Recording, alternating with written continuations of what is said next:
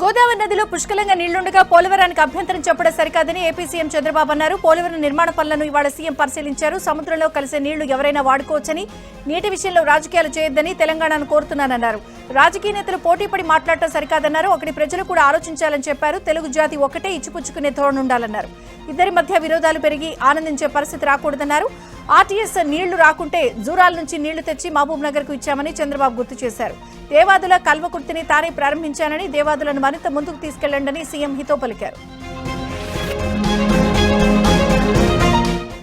పొంగనూరు నియోజకవర్గం సందంలో కొందరు నాయకులు ఆగడాలపై AP deputy CM Pawan Kalyan కి SC ST welfare parliamentary committee chairman doctor Faggan Singh Kulaste ఫిర్యాదు చేశారు. దీనిపై సానుకూలంగా స్పందించిన పవన్ చట్టపరంగా చర్యలు తీసుకుంటామని హామీ ఇచ్చారు. స్థానికేతల పేరిట అనుమతులున్నా పనులు చేయకుండా అడ్డు తగిలే చట్ట ప్రకారం చర్యలు తీసుకుంటామన్నారు. అనుమతులున్న వారి నిబంధనల ప్రకారం మైనింగ్ చేసుకునే ప్రక్రియను అధికార యంత్రాంగం చూస్తుందని భరోసా ఇచ్చారు. కృష్ణా జిల్లా మచిలీపట్నం పోర్టు, ఫిషింగ్ హార్బర్ నిర్మాణ పనులపై మంత్రులు బీసీ జనార్దన్ రెడ్డి, కొల్లు రవీంద్ర సమీక్ష నిర్వహించారు.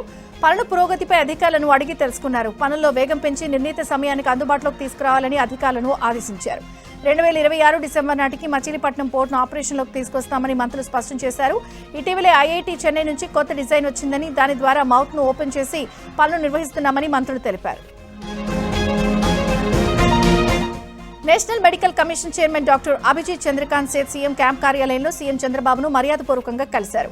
డాక్టర్ చంద్రకాంత్ సేత్ తో పాటు డాక్టర్ ఎన్టీఆర్ ఆరోగ్య విజ్ఞాన విశ్వవిద్యాలయం vice chancellor doctor P Chandrasekhar కూడా సీఎంను కలిశారు. ఏపీ అసెంబ్లీ ఎథిక్స్ కమిటీ సమావేశమైంది. అసెంబ్లీకి రాకుండా వైసీపీ సభ్యులు టీఏడీఏలు క్లెయిమ్పై ఆగ్రహం వ్యక్తం చేసింది. నివేదిక ఇవ్వాలని అసెంబ్లీ అధికారులకు ఎథిక్స్ కమిటీ ఆదేశాలు జారీ చేసింది. సభకు రాకుండా 6 వైసీపీ ఎమ్మెల్యేలు సంతకాలు చేశారని నివేదికలో పేర్కొన్నారు. మంత్రి నారా లోకేష్ విశాఖ కోర్టుకు హాజరయ్యారు. సాక్షి దినపత్రికలో ఉద్దేశపూర్వకంగా రాసిన తప్పుడు కథనంపై పరువు నష్టం కేసులో కోర్టుకొచ్చారు. ఈ కేసులో మంత్రి లోకేష్ ను క్రాస్ ఎగ్జామినేషన్ చేశారు. విశాఖకు వచ్చిన లోకేష్ కు పలువురు టీడీపీ నేతలు స్వాగతం పలికారు. సత్యసాయి జిల్లా పుట్టపర్తిలో జాతీయ రహదారి భద్రతా మాసోత్సవాలు ఘనంగా నిర్వహించారు.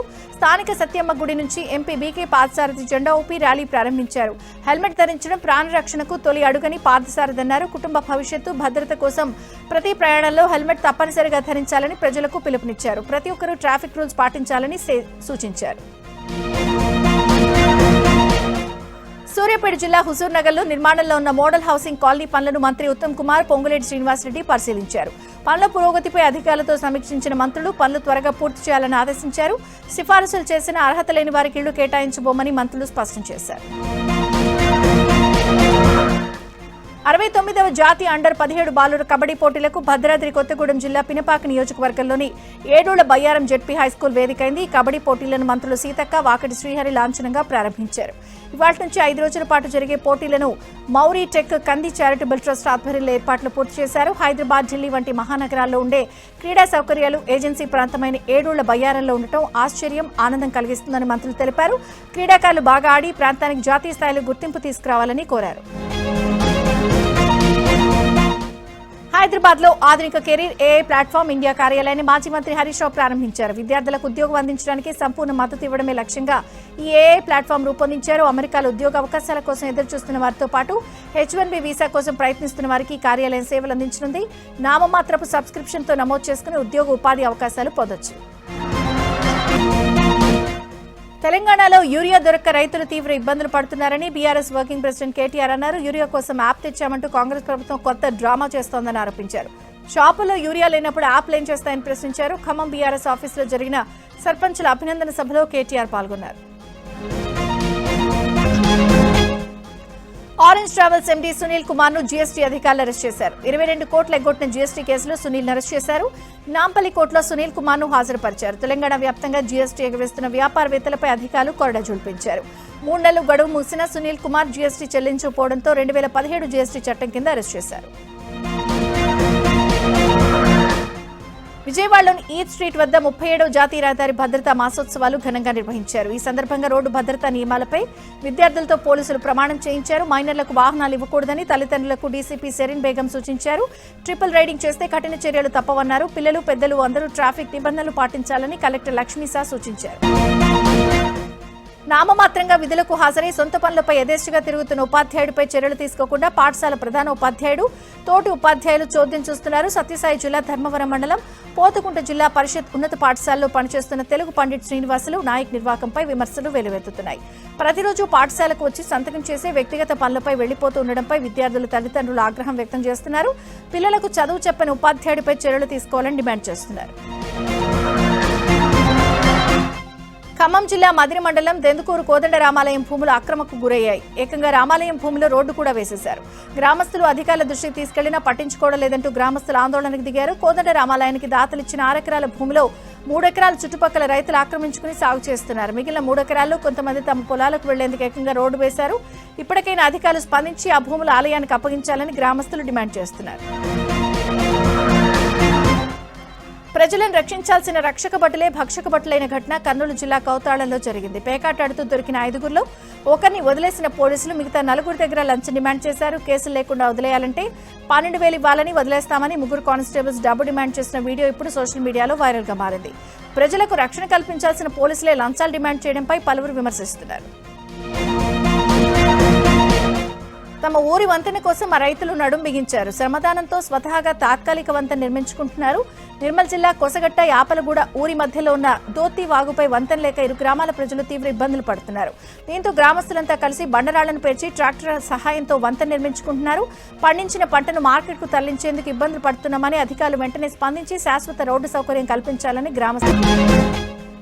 ప్రతి విద్యార్థి విలువలతో కూడిన విద్యను అభ్యసించినప్పుడే జీవితంలో గొప్పగా రాణిస్తారని త్రిదండి చిన్నజీయర్ స్వామి అన్నారు. జగిత్యాల జిల్లా మెట్పల్లిలోని విజ్డమ్ పాఠశాలలో చిన్నజీయర్ స్వామి మంగళ శాసనాలతో ట్రస్మా వికాస తరంగిణి ఆధ్వర్యంలో ఏర్పాటు చేసిన ప్రేరణాత్మక సమావేశానికి హాజరయ్యారు. 6 విద్యార్థులు పూలు చల్లుతూ స్వాగతం పలికారు. భారతీయ విజ్ఞానంలో లోపం లేదని, విద్యా విధానంలోనే లోపం ఉందని చిన్నజీయర్ స్వామి అన్నారు. అందుకే విలువలు సంస్కారంతో కూడిన విద్యను అభ్యసించాలని తెలిపారు. తిరుమల శ్రీవారిని మారిషస్ అధ్యక్షుడు ధరంబీర్ గోకుల్ దర్శించుకున్నారు. శ్రీవారి దర్శనార్థం కోసం కుటుంబ సభ్యులతో కలిసి ధరంబీర్ గోకుల్ తిరుమలకు చేరుకున్నారు. వీఐపీ బ్రేక్ సమయంలో శ్రీవారిని దర్శించుకున్నారు. అనంతరం శ్రీవారి తీర్థ ప్రసాదాలను అందజేశారు. నటి ఐశ్వర్య రాజేష్ తిరుమల శ్రీనివాసుని దర్శించుకుంటున్నారు. శ్రీవారి దర్శనార్థం కుటుంబ సభ్యులతో కలిసి తిరుమలకు చేరుకున్న ఐశ్వర్య వీఐపీ బ్రేక్ ప్రారంభ దర్శన సమయంలో శ్రీవారిని దర్శించుకున్నారు. సంక్రాంతికి విడుదలవుతున్న అన్ని చిత్రాలు విజయం సాధించాలని, తెలుగు, తమిళంలో పలు చిత్రాల్లో నటిస్తున్నట్లు ఐశ్వర్య రాజేష్ తెలిపారు. హీరోయిన్ మీనాక్షి చౌదరి తిరుమల శ్రీనివాసుని దర్శించుకున్నారు. శ్రీవారి దర్శనార్థం కుటుంబ సభ్యులతో కలిసి తిరుమలకు చేరుకున్న మీనాక్షి వీఐపీ బ్రేక్ ప్రారంభ దర్శన సమయంలో శ్రీవారిని దర్శించుకుని స్వామివారి తీర్థ ప్రసాదాలు స్వీకరించారు. అనగనగా ఒక రాజు చిత్రం ఈ నెల 14న విడుదలవుతుందని, సినిమా విడుదలకు ముందు స్వామివారి ఆశీస్సులు పొందానని మీనాక్షి తెలిపారు. సంక్రాంతికి ముందే యానాంలో పండుగ వాతావరణం నెలకొంది. పర్యాటక శాఖ ఆధ్వర్యంలో 22వ ప్రజా ఉత్సవాలు బాలయోగి క్రీడా ప్రాంగణంలో అట్టహాసంగా ప్రారంభమయ్యాయి. యానాం ప్రాంతీయ పరిపాలనాధికారి అంకిత్ కుమార్ అధ్యక్షతన జరిగిన ఈ కార్యక్రమంలో పుదుచ్చేరి వ్యవసాయ శాఖ మంత్రి తేనె జయకుమార్, ఢిల్లీ ప్రత్యేక ప్రతినిధి మల్లాడి కృష్ణారావు, గొల్లపల్లి శ్రీనివాస్, అశోక్ హాజరయ్యారు. మధ్యప్రదేశ్కు చెందిన అంతర్జాతీయ కళాకారులు, ఒడిశా కళాకారులు నెమలి నృత్యాలు ఆకట్టుకున్నాయి. వివిధ ప్రాంతాల నుంచి తరలివచ్చిన కళాకారుల ఆటపాటలతో అలరించారు. జాతివేరే మరిచి ఓ సునకం పిల్లికి పాలిచ్చిన సంఘటన అనకాపల్లి జిల్లా గొలుగుండ మండల కేంద్రంలో జరిగింది. ఒకచోటు కూర్చున్న కుక్క దగ్గరికి ఆకలితో పిల్లి రాగా కుక్క ఎలాంటి అభ్యంతరం చెప్పలేదు. పిల్లికి పాలిచ్చి అమ్మతనాన్ని చాటింది. ఈ దృశ్యం చూసిన వారంతా ఆశ్చర్యపోయారు. అన్నమయ్య జిల్లా కరువలకోట మండలం అంగళ్లులో నకిలీ నోట్లు చలామణి చేస్తున్న ముఠా గుట్టురట్టు చేశారు పోలీసులు. కర్ణాటక, తెలంగాణ, ఏపీకి చెందిన 9 మంది ముఠాగా ఏర్పడి నకిలీ నోట్లను తీసుకొచ్చి అన్నమయ్య జిల్లా కృపలోపట్టు మండలంలో చలామణి చేస్తున్నారు. దీనిపై సమాచారం అందడంతో మదనపల్లి డీఎస్పీ మహేంద్ర ప్రత్యేక బృందాలతో నిఘా పెట్టి ముఠాను అరెస్ట్ చేశారు. వీరి నుంచి నకిలీ కరెన్సీ నోట్లను స్వాధీనం చేసుకున్నారు. ముఠాలో 6గురిని అరెస్ట్ చేయగా పరారీలో ఉన్న 3 కోసం గాలిస్తున్నామని డీఎస్పీ తెలిపారు. హైదరాబాద్ కాచిగూడలోని సిఎన్కి ల్యాబ్ పై డ్రగ్ కంట్రోల్ అడ్మినిస్ట్రేషన్ అధికారులు, ఈస్ట్ జోన్ పోలీసులు, క్లూస్ టీం సంయుక్తంగా దాడులు నిర్వహించారు. ల్యాబ్ లో మేకలు, గొర్రెల రక్తం నిల్వలు, కొనుగోలు పత్రాలతో పాటు రికార్డులను స్వాధీనం చేసుకున్నారు. అక్రమ దందాలో కీలక సూత్రధారిగా భావిస్తున్న ల్యాబ్ ఓనర్ నికేష్ 2 రోజుల ముందే పారిపోవడంతో అతని కోసం పోలీసులు గాలిస్తున్నారు. అవినీతి అధికారులపై ఏసీబీ వరుస దాడులు చేస్తున్నా కొందరిలో మార్పు రావడం లేదు. సంగారెడ్డి జిల్లా జిన్నారం మండలం రెవెన్యూ ఇన్స్పెక్టర్ జయప్రకాష్ లంచం తీసుకుంటున్న వీడియోలు సోషల్ మీడియాలో వైరల్ గా మారాయి. జిన్నారం మండలం గడ్డపూతారం మున్సిపల్ పరిధిలోని ప్రభుత్వ భూమిలో చేపట్టిన అక్రమ నిర్మాణాల విషయంలో ఓ వ్యక్తి నుంచి లంచం తీసుకున్నాడు. అయితే సదరు సర్వే నెంబర్లో చేపట్టిన నిర్మాణాన్ని రెవెన్యూ అధికారులు కూల్చేయడంతో ఆ వ్యక్తి ఆర్ఐకి లంచం ఇచ్చిన వీడియోను బయటపెట్టినట్లు తెలుస్తోంది. లంచం వ్యవహారంపై విచారణ జరిపి ఆర్ఐపై శాఖాపరమైన చర్యలు తీసుకుంటామని జిన్నారం తహసీల్దార్ దేవదాసు తెలిపారు. 31st night drunk and drive లో పట్టుబడిన 20 మంది ద్విచక్ర వాహనదారులను ఎస్ఆర్ నగర్ పోలీస్ కోర్టులో హాజరుపరచగా కోర్టు వారికి వెరైటీ పనిష్మెంట్ ఇచ్చింది. ఒక్కరోజు మద్యపాన సేవనం వల్ల కలిగే నష్టాల అంశంపై అవగాహన కల్పించాలని, కమ్యూనిటీ సర్వీసెస్ చేయాలని న్యాయస్థానం శిక్ష విధించింది. అందులో భాగంగా మైత్రివనంలో ఇవాళ మంతుబాబులు ప్లకార్డులు ప్రదర్శించి మద్యపానంపై ప్రజలకు అవగాహన కల్పించారు. పల్నాడు జిల్లా సత్తెనపల్లి క్లబ్పై పోలీసులు దాడి చేశారు. పేకాట ఆడుతున్న 45 మందిని పోలీసులు అదుపులోకి తీసుకున్నారు. నిందితుల నుంచి 37 ఫోన్లు, 11 బైకులు, భారీగా నగదు స్వాధీనం చేసుకున్నారు. అనంతరం డీఎస్పీ హనుమంతరావు ఆధ్వర్యంలో పేకాట రైళ్లను పోలీస్ స్టేషన్కు తరలించారు. నాగర్ కర్నూలు జిల్లాలో పోలీసులు కళ్లగప్పి పరారైన అంతర్రాష్ట్ర దొంగ నాగిరెడ్డిని ఎట్టకేలకు పట్టుకున్నారు. నవంబర్ 13న కల్వకుర్తి పోలీస్ స్టేషన్ నుంచి నాగిరెడ్డి పరారయ్యాడు. విచారణ కోసం జైలు నుంచి కల్వకుర్తి పోలీస్ స్టేషన్కు వెళ్లగా అక్కడ బహిర్భూమికి వెళ్తానని చెప్పి బాత్రూంలో నుంచి పరారయ్యాడు. ఈ ఘటనలో హెడ్ కానిస్టేబుల్ ఉన్నతాధికారులు సస్పెండ్ చేశారు. ఎస్ఐకి ఛార్జ్ మెమో ఇచ్చి హోంగార్డును అటాచ్ చేశారు. హైదరాబాద్ బాగంబర్పేటలో ఓ ల్యాండ్ సర్వే చేయడం కోసం ఎండోమెంట్ ఇన్స్పెక్టర్ అక్కవరపు కిరణ్ కుమార్ 2 లక్షల లంచం డిమాండ్ చేశారు. దీంతో ఫిర్యాదుదారుని ఏసీబీ ఆశ్రయించాడు. 1.5 లక్షలకు ఒప్పందం చేసుకున్న ఫిర్యాదుదారుడు మొదటి 50,000 ఇచ్చేందుకు ఒప్పుకున్నాడు. కిరణ్ కుమార్ 50,000 లంచం తీసుకుంటుండగా ఏసీబీ అధికారులు రెడ్ హ్యాండెడ్ గా పట్టుకున్నారు. వికారాబాద్ జిల్లా పరిగి మున్సిపల్ పరిధిలో పశువుల దొంగలు రెచ్చిపోయారు. మల్కాపూర్ గ్రామ శివార్లో ఓ పశువుల షెడ్ నుండి ఏకంగా 7 గేదెలను గుర్తు తెలియని దుండగులు ఎత్తుకెళ్లారు. ఉదయం పాల కోసం షెడ్డుకు వచ్చిన రైతు అక్కడ గేదెలు కనిపించకపోవడంతో అవాక్కయ్యాడు. గేదెల తలలకు కట్టిన తాళ్లను కట్ చేసి పశువులను ఎత్తుకెళ్లినట్లు గుర్తించాడు. గేదెల విలువ 7 లక్షల వరకు ఉంటుందని, పశువుల దొంగలను గుర్తించాలని పాడి రైతు శివానంద్ పోలీసులకు ఫిర్యాదు చేశాడు. విశాఖ జిల్లా పెందుర్తిలోని ఓ జ్యువెలరీ షాప్లో 4 మహిళలు బంగారం చోరీకి యత్నించారు. ఉదయం జ్యువెలరీ షాప్కు వెళ్లిన 4 మహిళలు 2 తులాల బంగారం బుట్టలను చూపిస్తుండగా వాటిని పట్టుకుని పారిపోయారు. వెంటనే అప్రమత్తమైన సిబ్బంది పారిపోతున్న మహిళలను వెంబడించి పట్టుకున్నారు. అనంతరం పోలీసులకు ఫిర్యాదు చేశారు. చోరీ చేసిన మహిళలను పెందుర్తి క్రైమ్ పోలీసులు అదుపులోకి తీసుకున్నారు. నల్గొండలో తెల్లవారుజామున దొంగలు రెచ్చిపోయారు. సేఫ్టీ లేని పాన్ షాపులే టార్గెట్ గా చేసుకుని అందిన కాడికి దోచుకుపోతున్నారు. ముఖానికి ముసుగులు ధరించి పాన్ షాపుల్లో దొంగతనం చేస్తున్న దృశ్యాలు సీసీ ఫుటేజ్ లో రికార్డ్ అయ్యాయి. హైదరాబాద్ కూకట్పల్లి హౌసింగ్ బోర్డులో దొంగలు తెగబడ్డారు. సర్దార్ పటేల్ నగర్ వెంకటేశ్వర స్వామి దేవాలయంలో భారీ చోరీ చేశారు. దుండగులు గర్భగుడి తాళాలు పగలగొట్టి విగ్రహాలకు ఉన్న 50 లక్షల విలువైన వెండి ఆభరణాలను దోచుకెళ్లారు. అర్ధరాత్రి 12 గంటలకు ఆలయంలోకి చొరబడి చోరీకి పాల్పడ్డారు. ఘటనా స్థలానికి చేరుకున్న పోలీసులు సీసీటీవీ ఫుటేజ్ ఆధారంగా దర్యాప్తు చేపట్టారు. ఏడాది అసెంబ్లీ ఎన్నికలు జరగనున్న నేపథ్యంలో తమిళనాడు రాజకీయాల్లో కీలక పరిణామం జరిగింది. సీఎం స్టాలిన్ టీవీకి అధినేత విజయ్ దూకుడుకు చెక్ పెట్టే దిశగా అన్నాడీఎంకే వ్యూహం రచించింది. ఈ క్రమంలోనే అన్నాడీఎంకే ప్రధాన కార్యదర్శి మాజీ ముఖ్యమంత్రి ఎడప్పాడి పళనిస్వామి ప్రకటన చేశారు. పట్టాళి మక్కల్ కచ్చి పీఎంకే ఎన్డీఏ కూటమిలో చేరనున్నట్లు ప్రకటించారు. పళనిస్వామితో పీఎంకే అధినేత రామదాస్ భేటీ అయ్యారు. ఈ సందర్భంగా ఇరువురు నేతలు ఈ ప్రకటన చేశారు. అవినీతిమయమైన డీఎంకేను గద్దెదించడమే తమ కూటమి లక్ష్యమన్నారు. మహారాష్ట్రలో మున్సిపల్ ఎన్నికలు జరుగుతున్న వేళ రాజకీయంగా సంచలన పరిణామాలు చోటు చేసుకుంటాయి. కొన్ని చోట్ల ప్రతిపక్షాలైన బీజేపీ, కాంగ్రెస్, ఎంఐఎం పొత్తు పెట్టుకుంటున్నట్లు ప్రచారం జరుగుతోంది. దీనిపై మహారాష్ట్ర సీఎం దేవేంద్ర ఫడ్నవీస్ ఆగ్రహం వ్యక్తం చేశారు. అలాంటి వారిపై కఠిన చర్యలు తీసుకుంటామని హెచ్చరించారు. మహారాష్ట్రలోని అంబర్నాథ్ మున్సిపాలిటీలో అధికారం కోసం బీజేపీ, కాంగ్రెస్ కలిసి పనిచేస్తున్నట్లు ప్రచారం జరుగుతోంది. ఇక్కడ బీజేపీ అటు కాంగ్రెస్ తో పాటు ఎన్సీపీతో కలిసి అంబర్నాథ్ వికాస్ అఘాడీ పేరుతో ఒక కూటమిగా ఏర్పడినట్లు తెలుస్తోంది.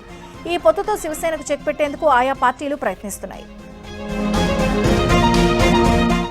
భారత్లో తొలి హైడ్రోజన్ రైలు పట్టాలెక్కనుంది. హర్యానాలో మొదటి హైడ్రోజన్ రైలు ప్రారంభోత్సవానికి కేంద్రం సర్వం సిద్ధం చేసింది. గణతంత్ర దినోత్సవం సందర్భంగా ఈ నెల 26న ఈ రైలు ట్రయల్ రన్ ప్రారంభం కానుంది. ఉత్తర రైల్వే ఆధ్వర్యంలో రూపొందిన ఈ తొలి హైడ్రోజన్ రైలు జింద్ సోనీపత్ మధ్య పరుగులు తీయనుంది. ఈ రైలుకు ఇంధనం అందించడానికి జింద్లో ప్రత్యేకంగా హైడ్రోజన్ ప్లాంట్ కూడా రైల్వే శాఖ ఏర్పాటు చేసింది. గంటకు 150 కిలోమీటర్ల గరిష్ట వేగంతో పట్టాలపై పరుగులు తీసే సామర్థ్యం హైడ్రోజన్ రైలు సొంతం. వీధి కుక్కల అంశంపై విచారణ చేపట్టే సుప్రీం కీలక వ్యాఖ్యలు చేసింది. కరిచేందుకు సిద్ధమైన కుక్క ప్రవర్తనను ముందుగా ఊహించలేమని, దాని మనసులో ఏముందో ముందుగా చదవలేమంది. కుక్క కరిచాక చికిత్స కంటే వాటి నివారణ ముఖ్యమని తెలిపింది. పాఠశాలలు, ఆసుపత్రులు, కోర్టుల ప్రాంగణాల నుంచి వీధి కుక్కలను తరలించాల్సిందేనని తేల్చెప్పింది. కుక్కల వల్ల కేవలం కరవడం, మనుషులను వెంబడించడమే కాదని రోడ్డు ప్రమాదాలు జరిగే అవకాశాలున్నాయని సుప్రీం ధర్మాసనం అభిప్రాయపడింది. మనమందరం జంతు ప్రేమికులమే అయినప్పటికీ మానవ ప్రేమికులను కూడా అని